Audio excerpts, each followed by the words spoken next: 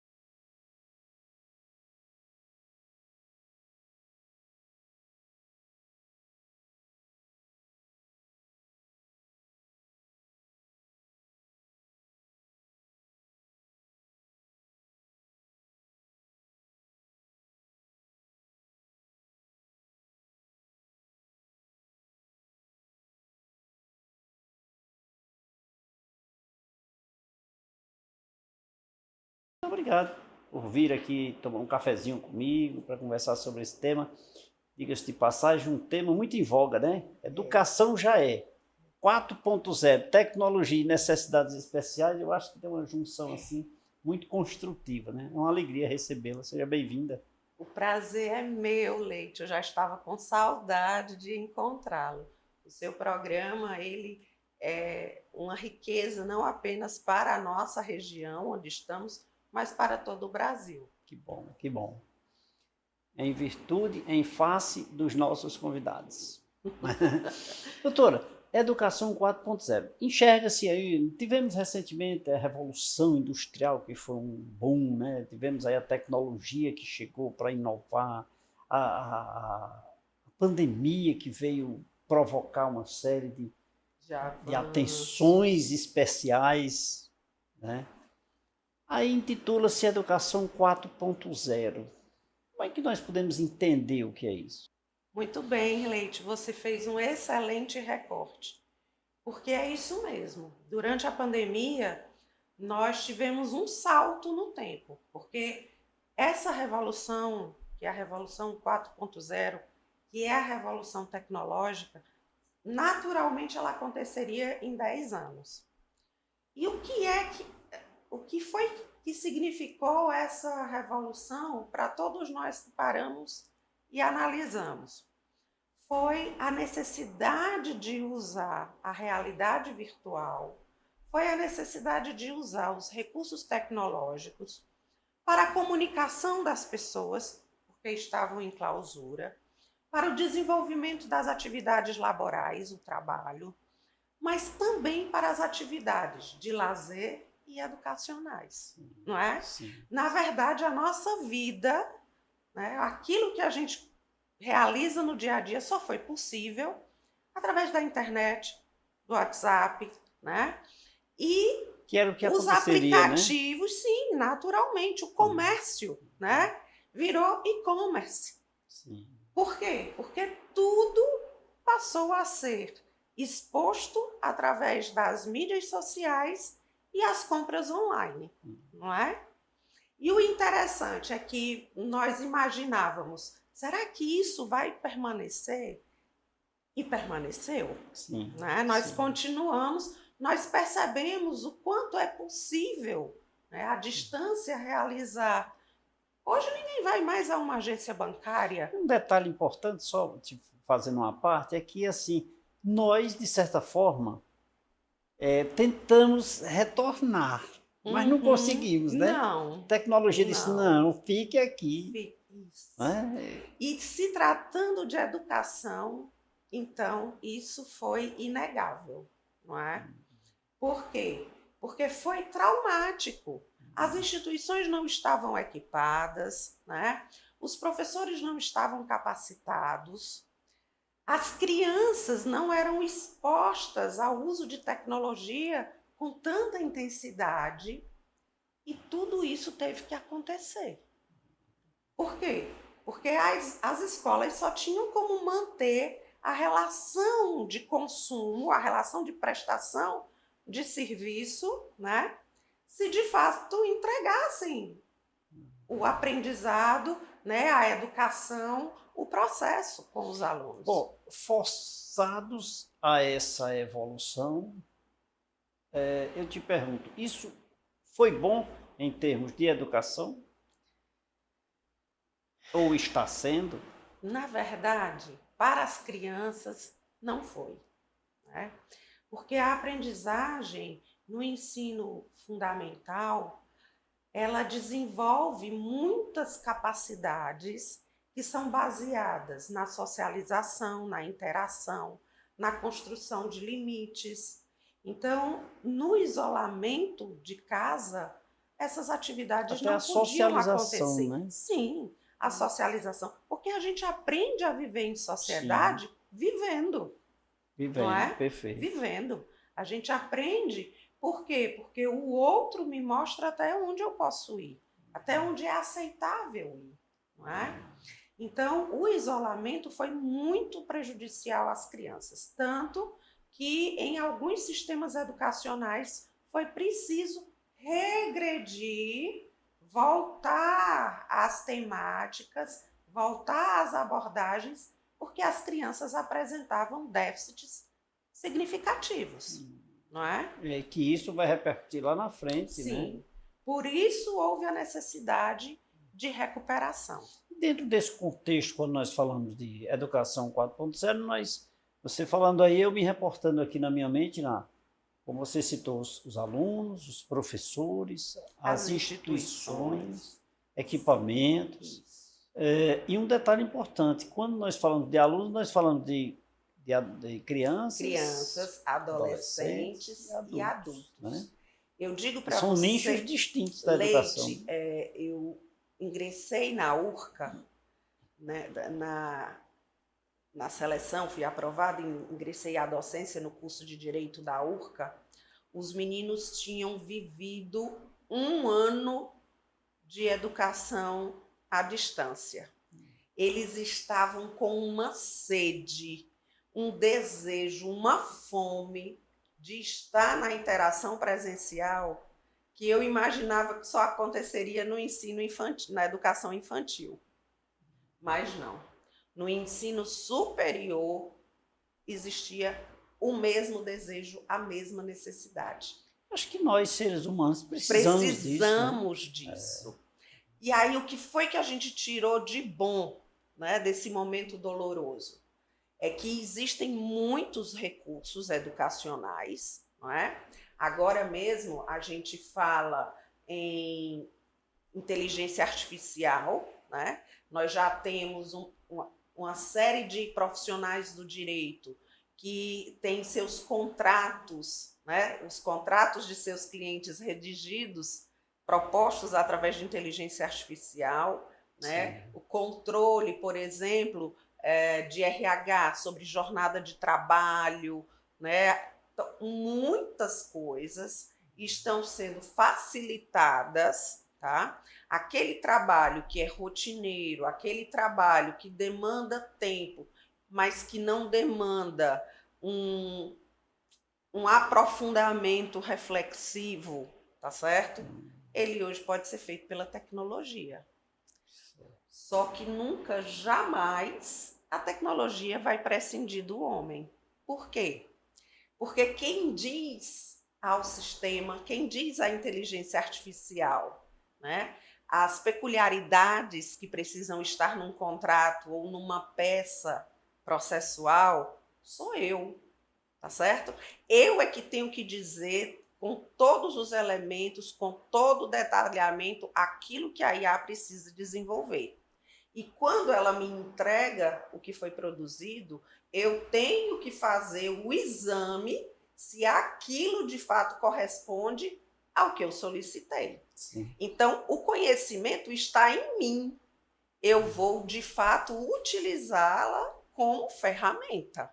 Sim, Né? sim. Porque aí, por exemplo... Ela não existe sem ela o não ser existe humano. sem o ser humano. Ah, mas ela já foi alimentada, etc, etc. Sim, mas quem faz a solicitação a ela para que ela É o ser produza humano. alguma coisa Somos nós. somos nós. Não é? É igual a um aluno, e eu vou falar disso porque estamos falando de educação, Sim. uma pessoa que no momento de uma avaliação está com o chat GPT aberto e vai querer responder à prova usando a inteligência artificial. Sim, quer dizer, né? olha aí o quanto isso chama a atenção até dos professores, né? Sim. Tem que estar super atento, Sim. além, Porque senão ele fica para A trás. educação hoje é outra realidade. Tá? Olha só. Estar em sala de aula é outra realidade. De certa forma, eu visualizo uma certa facilidade para, digamos assim, o desenvolvimento do aluno, mas eu não entendo isso particularmente. Como benéfico. Eu não enxergo. Eu me reporto à contabilidade. Quando contador, eu aprendi escrevendo. Sim. Nós chamávamos de papeleta, débito, crédito, data, histórico, valor. Hoje a menina dá um enter e o computador faz isso. Mas entenda, Leite, que nós, seres humanos, devemos gastar o nosso tempo, devemos nos gastar com aquilo que nos faz ser o que somos, ou seja, com a atividade racional e reflexiva. Aquilo que é simplesmente alimenta um sistema e chega a um resultado, a calculadora faz, o computador faz. Agora, a análise desses dados, a análise do relatório, a tomada de decisão, a estratégia empresarial, aí sim vai precisar do ser humano. Precisa do ser humano e que este entenda do que é que está fazendo. Exatamente. Né? Para não dar um tiro no pé. Exatamente. Porque a inteligência artificial, a tecnologia, o avanço também vai cobrar. Claro que sim. Vão ficar no mercado os melhores. Não é? Isso tudo nos leva ao que sempre em educação a gente diz, a uma peneira, não é?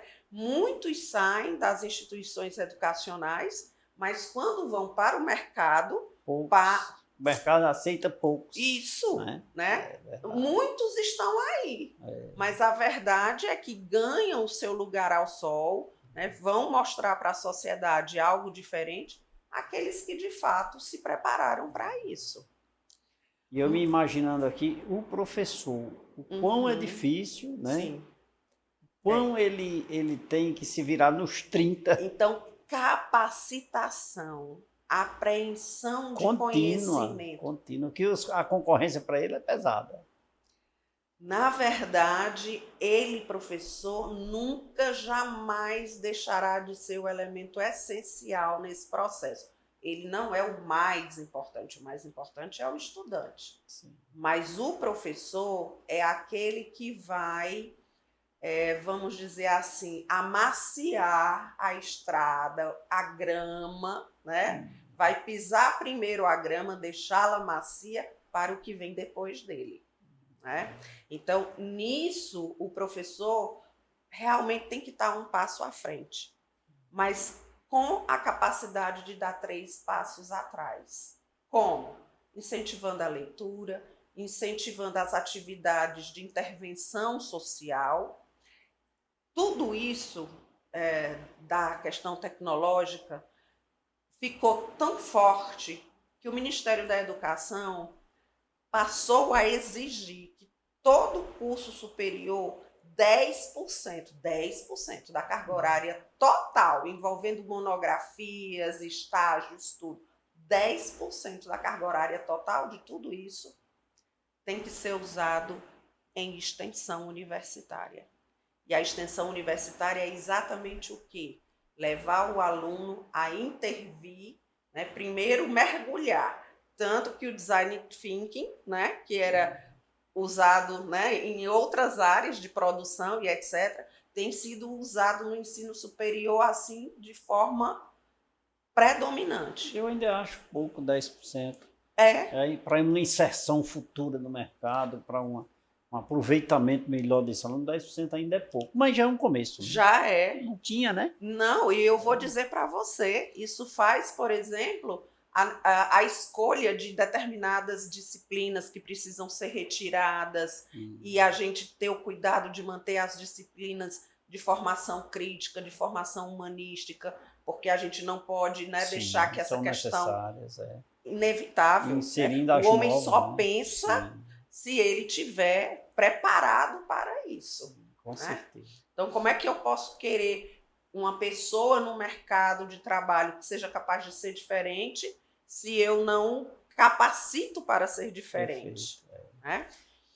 Tudo isso e muito mais nós teremos aqui no próximo bloco, no programa Café com Leite. Eu vou preparar um cafezinho aqui para minha convidada, a doutora Cecília Lobo, ela que nos proporciona um momento de extrema relevância, de um tema muito em voga, Educação 4.0, essa revolução, de certa forma, aí, tecnológica, né? E daqui a pouquinho vamos falar também na questão da inserção das necessidades especiais, que está inserido nesse contexto, ou não. É isso que nós vamos saber no próximo bloco, porque agora eu vou servir um cafezinho para minha convidada.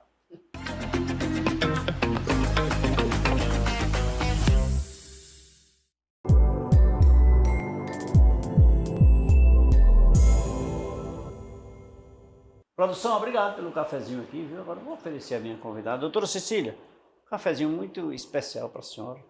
Por gentileza. Muito obrigada, é sempre um prazer. Eu fico muito feliz em oferecer um cafezinho aos meus convidados e fico extremamente feliz em contribuir com você com as informações dos nossos convidados e, é lógico, né, nos deliciarmos de um cafezinho. Voltaremos em instantes, fique ligado.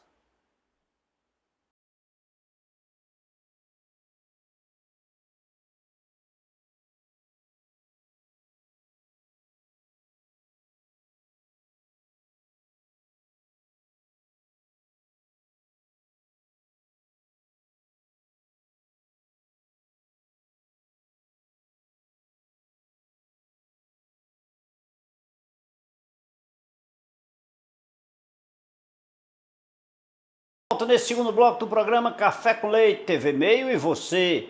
Programa Café com Leite com muito orgulho, apresentando brilhantes convidados com temas relevantes para você que nos acompanha diariamente. Portanto, eu sempre digo, divulgue a nossa programação aí nas suas redes sociais. Muito importante compartilhar essas informações. Aqui, em especial, no programa Café com Leite, eu tenho certeza, não vá dormir sem se deliciar de um cafezinho com leite. Senão você vai amanhecer a segunda-feira desinformado, quiçá mal educado.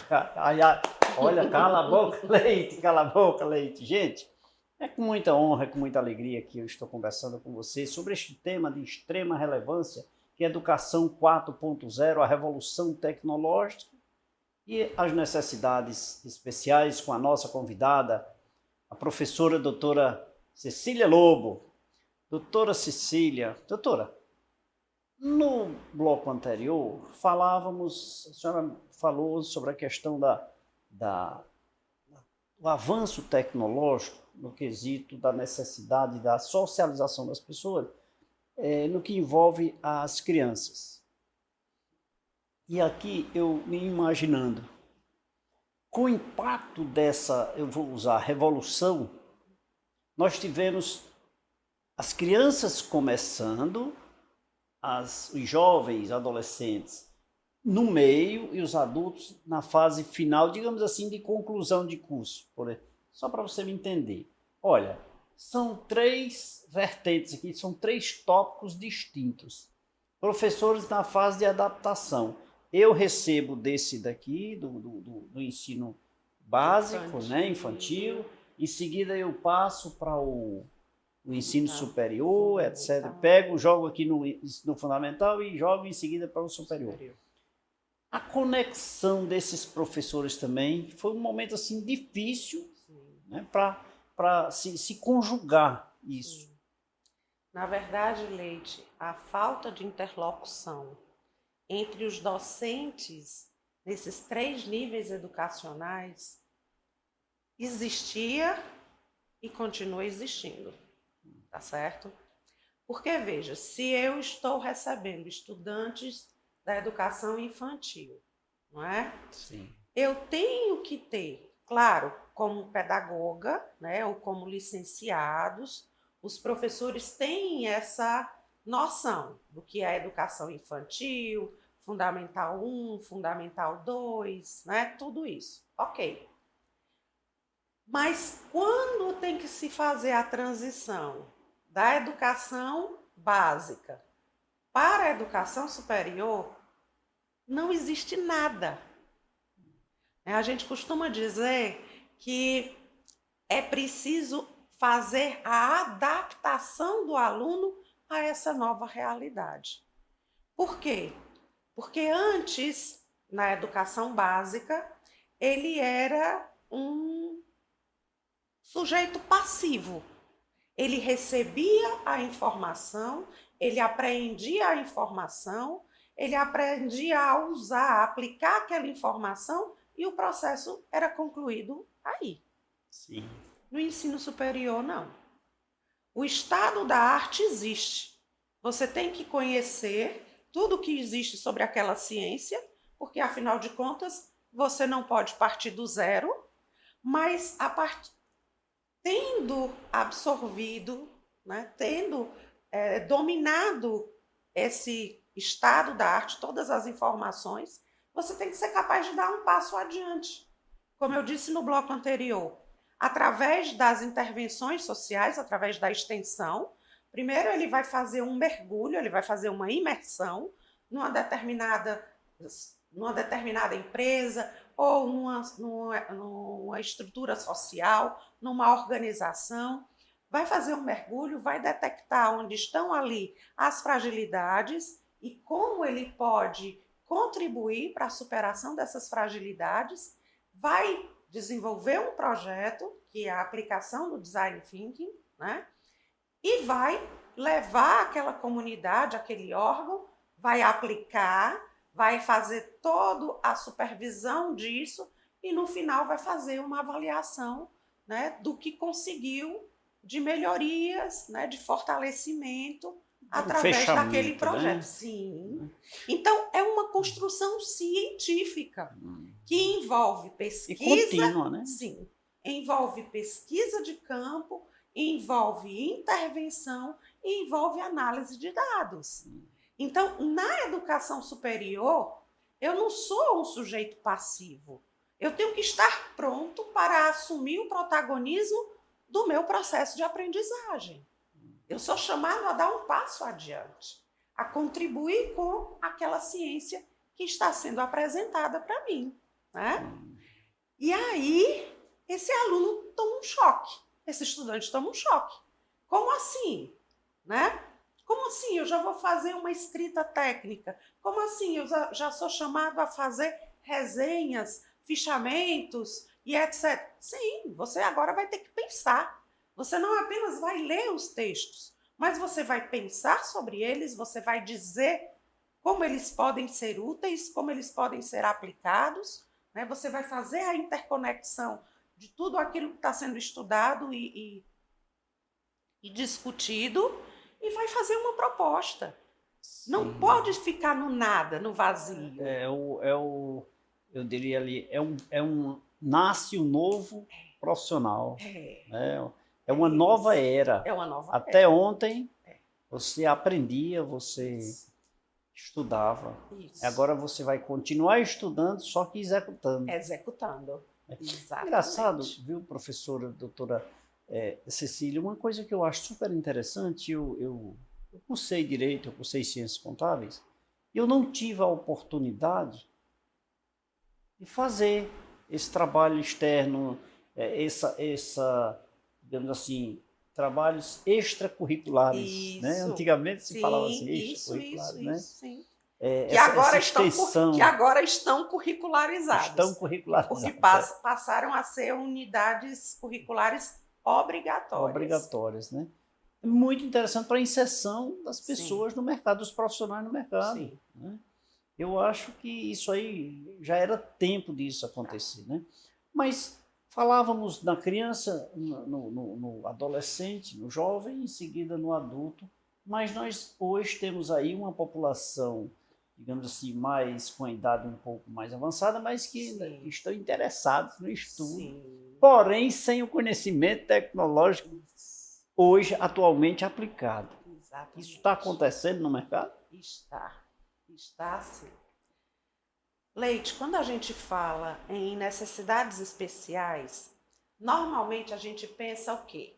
A criança que está no espectro autista, a criança com TDAH, o adolescente com TDAH, com TOD, né? Que a Sim, população hoje já conhece as siglas dos transtornos, né? Com é verdade. intimidade. Por quê? Porque aparentemente a população, né, a gente fala em epidemia.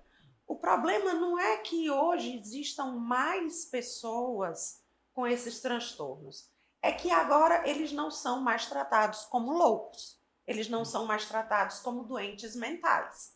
Né? Sim. Agora já se sabe que são transtornos, são formas diferentes, são neurodivergências. Né? O cérebro funciona de uma maneira diferente.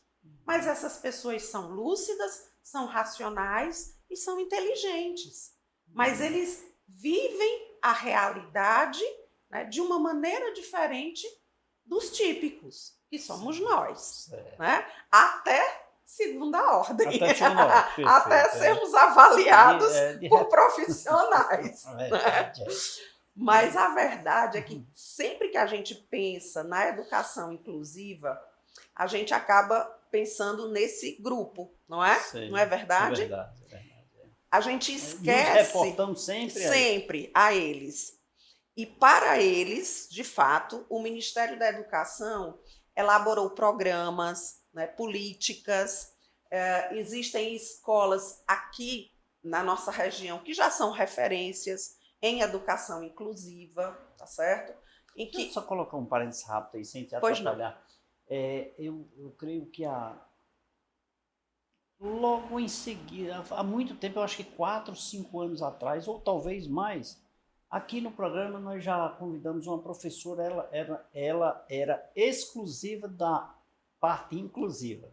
Sim, Só para sim, parafrasear. sim. E eu trouxe aqui para a gente conversar sobre esse tema. Então, desde então, a gente sempre fala sobre essa questão da Isso. educação inclusiva, que eu acho de Sim. extrema relevância, né? Isso. E olha aí na questão do avanço Isso. até onde chega com políticas públicas, né? Sim, exatamente porque essas políticas foram implantadas, porque as escolas têm salas, né, exclusivas para isso, até para os alunos viverem experiências sensoriais, né, texturas diferentes, pisos diferentes, para que eles possam, né, viver as experiências que são necessárias.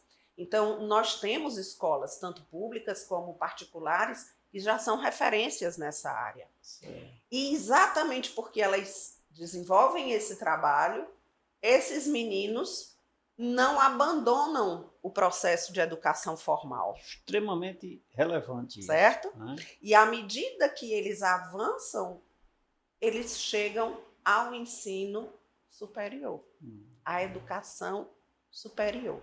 Bom, né? E a educação superior estava pronta, porque já tinha sido chamada há alguns anos, a fazer o quê?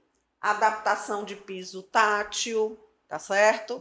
Colocar as barras, cartazes e informações em braille, né? Banheiros adaptados, ou seja, o ensino superior já há um bom tempo estava se adaptando e atendendo aquilo que se chamava educação inclusiva no ensino superior, que era o quê? Os que apresentavam deficiências físicas, certo? Exclusivamente. Exatamente. E aí chegam os neuroatípicos. Quando eles chegam ao ensino superior, para o professor e agora? O que é que eu faço? Se nem ele Né? estava preparado. Ele não está preparado, não é? Como assim? Eu vou ter que fazer um plano de educação individual, um PEI. É uma expressão que era para ser cotidiana em qualquer profissional, em qualquer dimensão da educação. E quando se fala em PEI, as pessoas ficam olhando, não têm ideia do que se trata. Mas eu vivi essa experiência como docente, né? Quando na URCA me foi solicitado, me foi informado que eu tinha um aluno autista no curso de Direito, já no 4º semestre, me disseram, professora, a senhora vai ter que preparar um plano individualizado para o aluno. Eu digo, meu Cristo.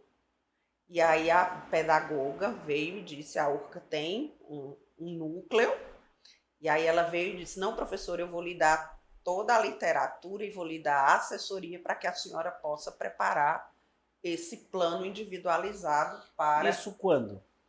Isso no ano de 2022. No início do século, 2020, 2022. Agora. Agora. Nós não estamos falando de 10 anos, não. A pandemia nos fez avançar 10 anos.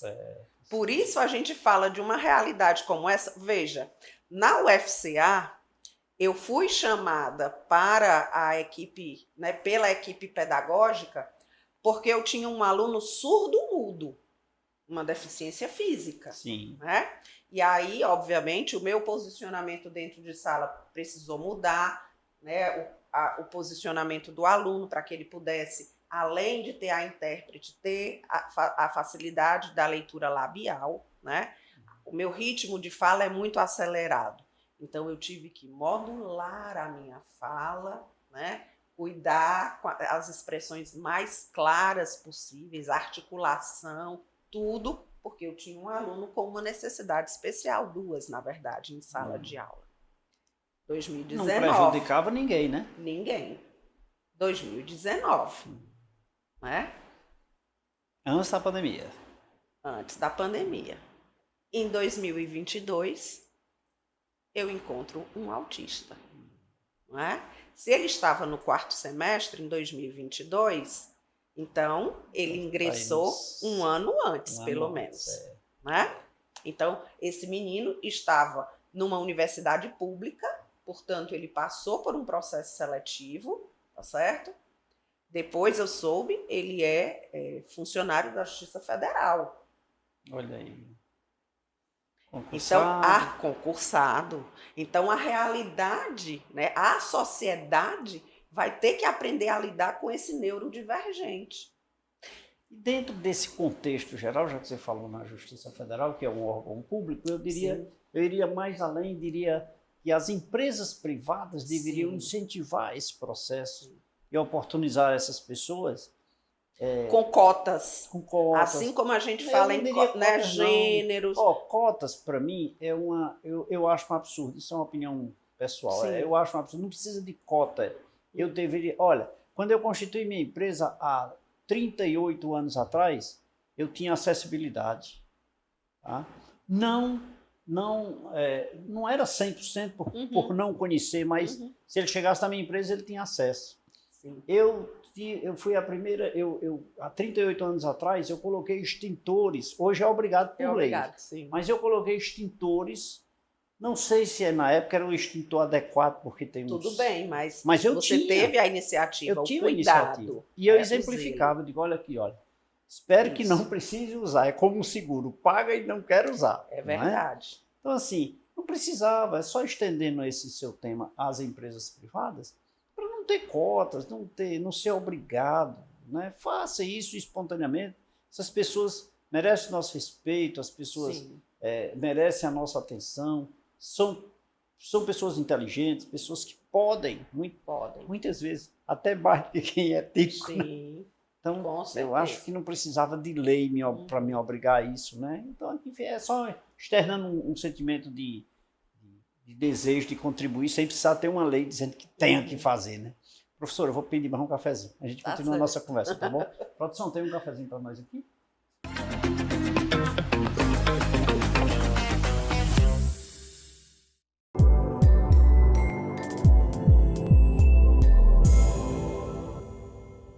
Obrigado, produção, pelo cafezinho aqui para minha convidada. Olha, professora, essa produção capricha nesse café. Com viu? certeza, é uma delícia. É de forma muito especial, então, por gentileza. Por isso, Leite, eu sempre digo que eu nunca vou deixar de tomar esse café. Que bom, você será sempre muito bem-vinda. E a você que nos acompanha, lembre-se, aos domingos, não vá dormir sem tomar um cafezinho com leite. Voltaremos em instantes.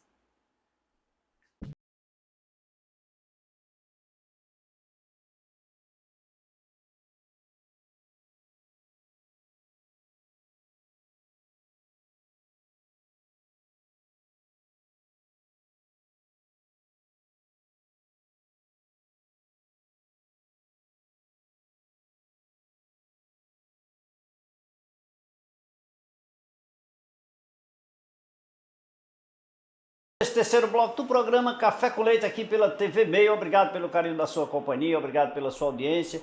Quero falar para você que você assiste esta e todas as edições do nosso programa lá no site tvcafecomleite.com.br. De segunda a sexta-feira nós temos um programa regionalizado. Aos domingos, como este, às 23 horas você nos acompanha através da TV Meio. Aqui na região do Cariri, no interior do Ceará, através da TV Café com Leite, canal 16.1. Em Fortaleza no canal 18 e nos demais estados você sintoniza aí, encontra a TV Meio e nos acompanha aqui o programa Café com Leite com grandes personalidades. Hoje o nosso tema é Educação 4.0, a revolução da tecnologia e as necessidades especiais, com a nossa convidada, a professora e advogada doutora Cecília Lobo. Doutora Cecília, no bloco anterior, algo que me chama a atenção e eu preciso dessa resposta, porque o meu telespectador não vai me deixar em paz. É a questão das pessoas com idade, digamos assim, da melhor idade, né? Antigamente era outro nome, agora é melhor idade, né? E essas pessoas, eu tive observando que eles voltaram à sala de aula, estão buscando mais se envolverem, até no processo tecnológico, né? Hoje todos têm smartphone, tablet e no computador, sim, jogando ali um negócio, outro e tal. Essas pessoas são consideradas com necessidades especiais, por exemplo, ou só aquelas com espectro autista, com TDAH, etc? Pois é. Leite, tecnicamente, são consideradas pessoas com necessidades especiais aquelas que são protegidas, né, pela lei de inclusão, né, pela lei de proteção ao deficiente. Na verdade, o que é que a gente vê? Com a longevidade, né, nós temos hoje uma expectativa de vida muito maior do que tínhamos há 10 anos, certo? Certo. E essa população, durante a pandemia, por não ter outras alternativas, precisou obrigatoriamente fazer uso das redes sociais. Então, a família acabou levando a tecnologia até as pessoas que já são maduras, sim, não é? Então, se tornou comum nós encontrarmos nas salas de aula pessoas com 50, são jovens, 60, 70 anos. Que né? Bom, né? Que legal. Na Unifamec, no curso de Direito, eu tenho um aluno de 73 anos. Maravilha. Não é? E ele diz o quê? Que ao longo da vida priorizou a educação dos filhos e que depois dos filhos adultos, né, pensou em voltar a estudar. E aí achou, se diminuindo, achou que só poderia fazer um curso, por exemplo, como pedagogia. Como se pedagogia não fosse um curso absolutamente importante. Sim, sem dúvida. Mas existe, né, infelizmente, um desvalor no consciente coletivo em relação à formação do pedagogo. Mas são pessoas que merecem todo todo nosso respeito. toda Quem dedicação. seríamos nós sem os pedagogos? Onde Inclusive. estaríamos? Então, nesse caso, ele achou que só poderia estudar pedagogia. Exatamente. E E hoje depois faz direito. foi levar um aluno, um filho, para se matricular no curso de Aproveitou. Direito. E aí eu conversei muito com ele. Eu digo, meu filho está vindo realizar o meu sonho. Eu digo, opa, o senhor não deve realizar seus sonhos. A terapeuta nessa hora veio à tona, né? Os seus sonhos são seus. O senhor não pode esperar que outra pessoa realize seus sonhos. Lógico. Por que que o senhor não está aqui? Não, mas eu não tenho condição de fazer um curso de Direito. Tem sim. O grande problema hoje não é a capacidade de compreensão, discernimento, de apreender, não. É o de acesso à tecnologia, não é? Para essas pessoas, não existe uma deficiência intelectual. Não existe. O que existe é uma limitação que foi provocada pelo passar do tempo. A pessoa se deixou ultrapassar pelo tempo, não é? E não, no tempo certo, não buscou se inteirar das mudanças. Por uma série de fatores que competia a ele lá, a vida dele, né? Sim. Mas não é só ele, Leite. A não ser pessoas como você, por exemplo, que nunca parou de estudar, que nunca parou de ler, que sempre foi um homem inquieto, né, à frente do seu tempo. Você vai chegar aos 90 anos, lúcido, vivendo, estudando. Infelizmente, essa não é a realidade da maioria da população, não é? Sim. Então, o que acontece? A gente vê pessoas que estão chegando aos 60 anos numa sala de aula no ensino superior e vão ter que lidar com inovações educacionais que passam, sim, pelo uso de tecnologia, mas não apenas isso, mas, por exemplo, a necessidade de fazer ciência quando ele vem de uma educação tradicional bancária, né? Em que ele não podia fazer nada que não fosse exatamente aquilo que estava sendo proposto, né, pelo professor, pela escola, não é? Então, a junção de tudo, né? Necessidades sim, especiais, revolução tecnológica dentro do contexto da educação 4.0. Olha quão importante é e quanto esse conglomerado precisa ser analisado, pensado, refletido. E uma constante, né? Por quê? Porque todos os dias aparecem novas situações que vão exigir de nós ações afirmativas, não é? Sim. De fato, eu quero incluir as pessoas? Sim, quero. Então, a faculdade tem que ser acessível a todos, sim, inclusive financeiramente, sim, não é? Sim, então, essa, por exemplo, foi a proposta da Unifamec, né? Ela foi criada para ser uma instituição que compete com as instituições de educação à distância.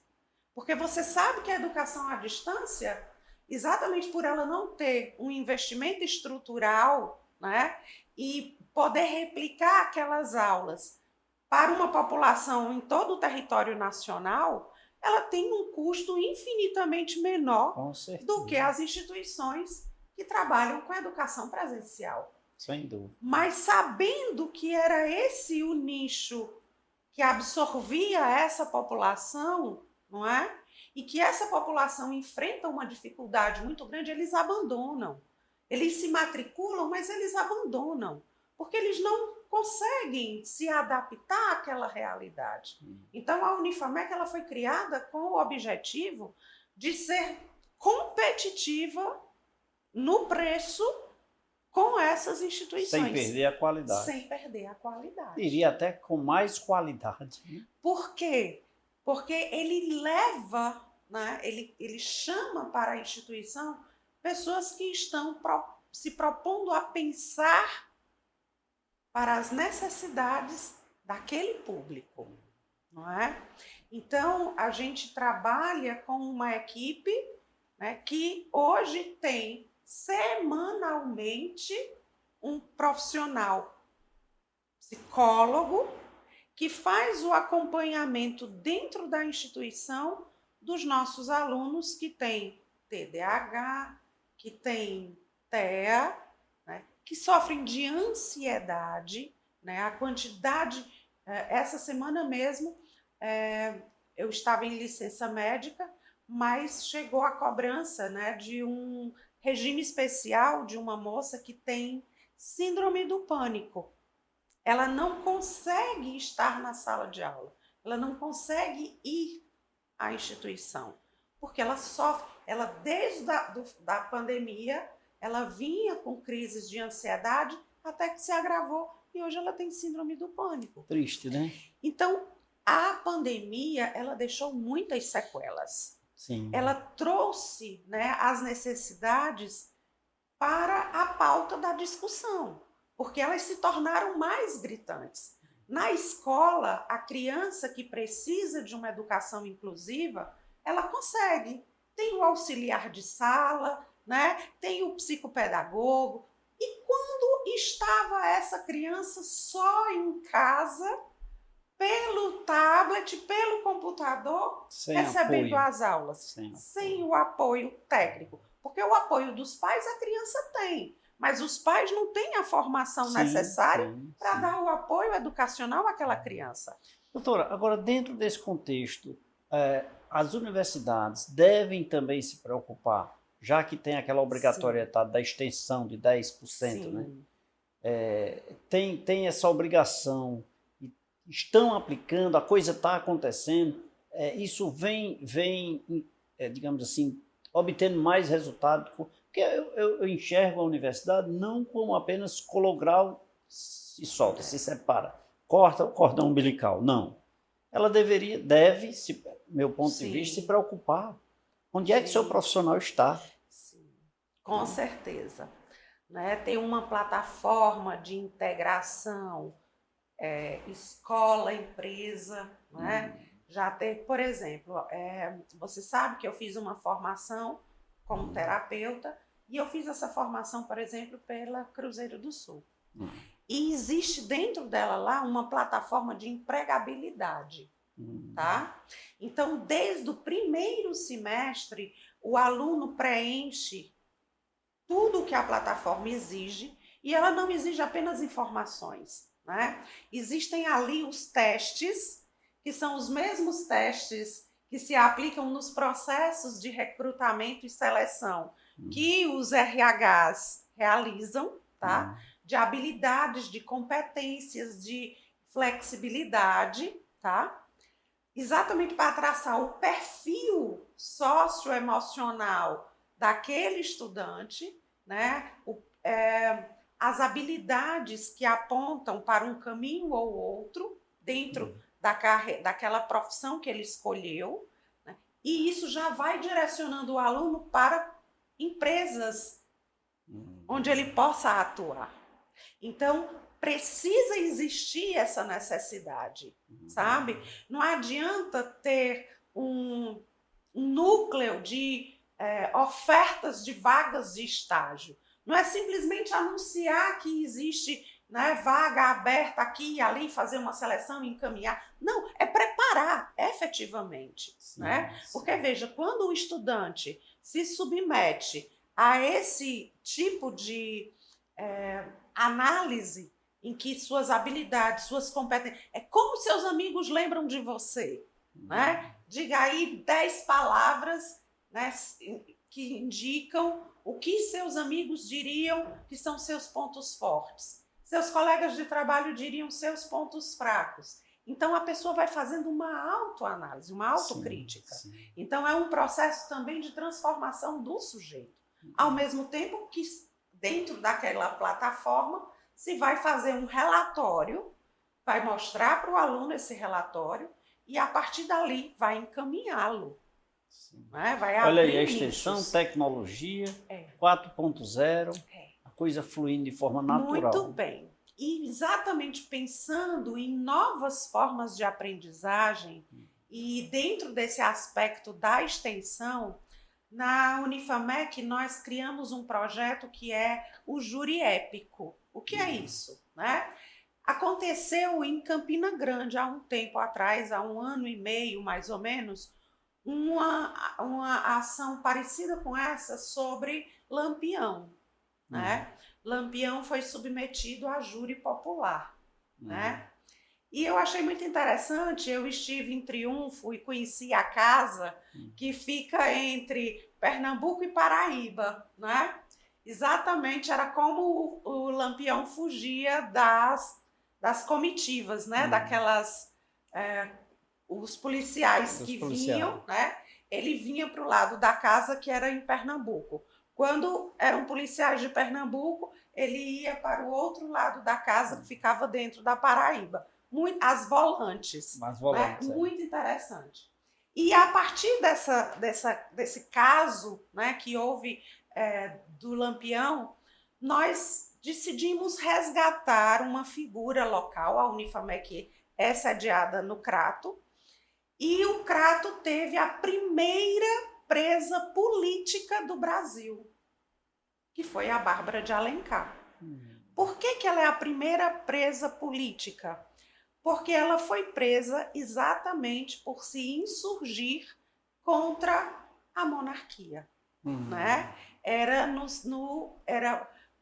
seguindo a linha da revolução que tinha começado em Recife, né? Que era era a ideia da implantação da República no Brasil, e na sequência um dos filhos dela vem para o Cariri, traz todo o repertório que fundamentava essa revolução, e ela, Bárbara de Alencar, assume a liderança disso.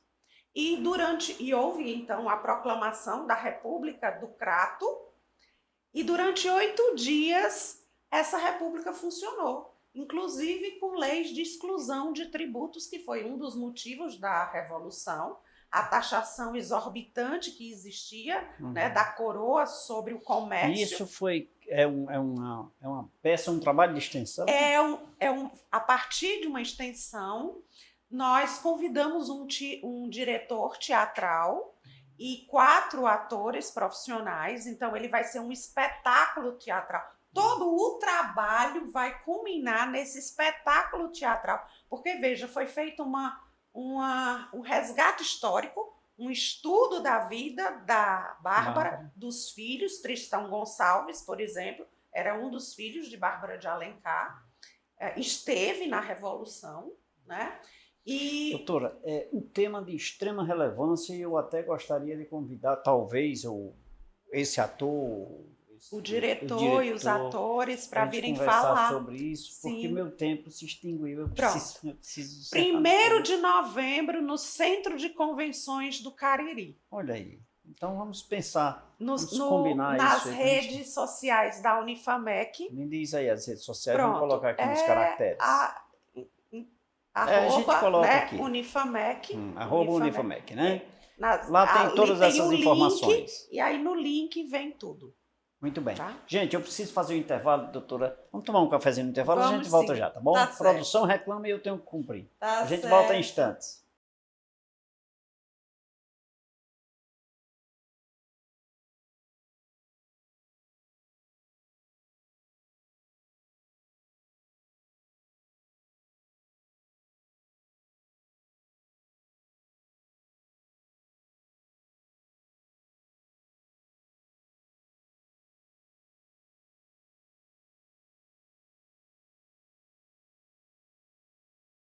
Rapidinho, e já estou de volta. Cafezinho, água mineral aqui para minha convidada. O assunto extremamente relevante, mas eu preciso encerrar, doutora. Eu preciso lhe agradecer nesse momento por essa aula, por esse tema de significância, e me empolguei com essa história de Bárbara de Alencar, que é uma personalidade, né? A gente precisa estudar.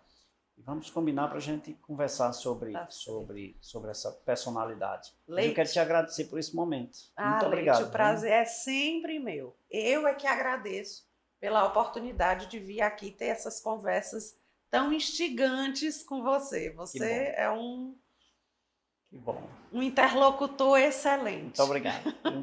Eu que agradeço. Muito obrigado mais uma vez à nossa convidada, a doutora Cecília Lobo, e a você que nos acompanhou até agora. Beijo a todos, fiquem com Deus, que Deus os abençoe, TV Meio e você. Tchau, tchau. Domingo, mesmo horário,